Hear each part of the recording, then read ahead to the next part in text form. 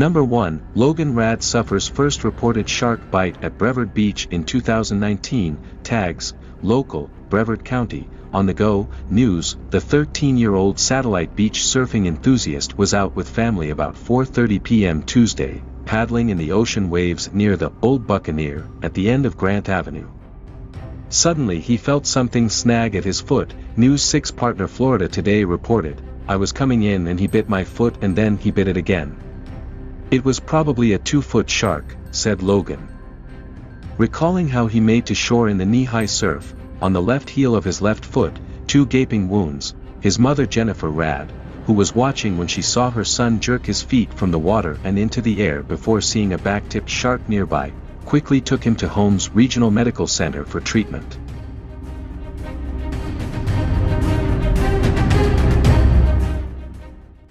Number 2, in the year of 2020, a surfer has died after a shark attack on the Gold Coast, with authorities saying he suffered critical leg injuries.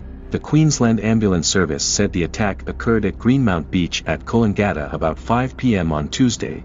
Paramedics treated the 46-year-old Gold Coast man on the beach, but he could not be saved.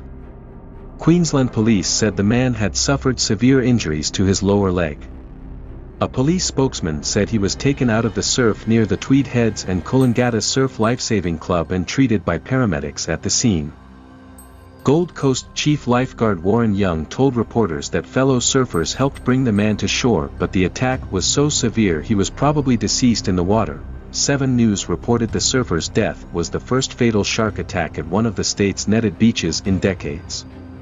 Greenmount Beach has shark nets and drumlines, or baited hooks, in the water.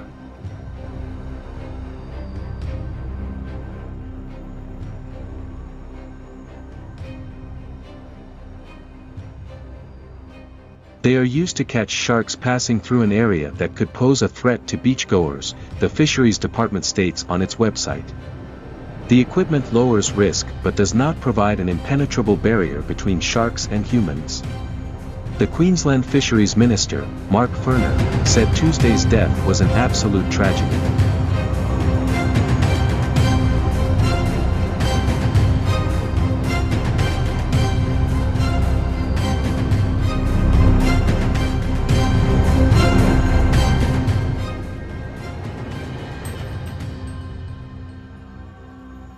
Number 3, in the year of 2021, Ponce Inlet, a Georgia teenager suffered non-life-threatening injuries last week when a shark bit him on the arm as he surfed in the world's so-called shark bite capital, Volusia County Beach Safety reported. The 16-year-old was paddling his surfboard about 500 feet offshore just north of Ponce Inlet at 1:20 p.m. Thursday, according to an incident report.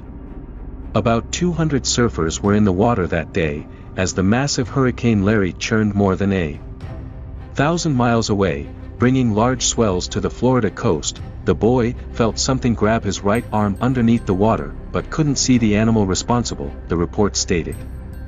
Witnesses reported seeing a 6-foot shark in the area.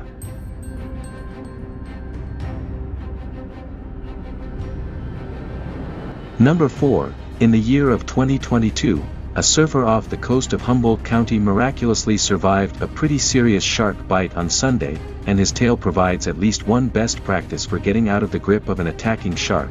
31-year-old surfer Jared Traynor was out on the waves off Centerville Beach on Sunday, a surf spot on California's Lost Coast about 10 miles due west of Fortuna, in Humboldt County. Traynor, a resident of Fortuna, is an experienced surfer, but he headed to a spot he'd never been to that he'd heard about from a coworker. As he drove there, he tells the Times-Standard, it occurred to him that this was Sharktober, the period in October on the west coast when shark encounters are most likely, because adult white sharks are returning in their migration from the Central Pacific. And, in retrospect, he says, it did seem like there might be a little more seals than normal.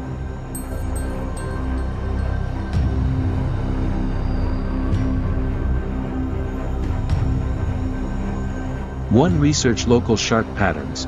During certain times of the year, some shark species come closer to shore to pup in the warm coastal waters. In Hawaii, for example, tiger sharks swim close to shore in the late summer and early fall to give birth, Cunningham says. She notes that this pattern varies by species and place, but it can be helpful to know your local shark patterns so you can choose your in-water activities wisely.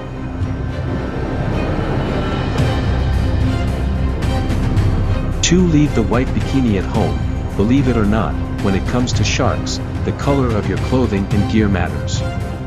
Sharks have monochromatic vision, so it would be smart to avoid colors like white, yellow, and/or neon when swimming or diving because those may stand out more brightly in a blue ocean.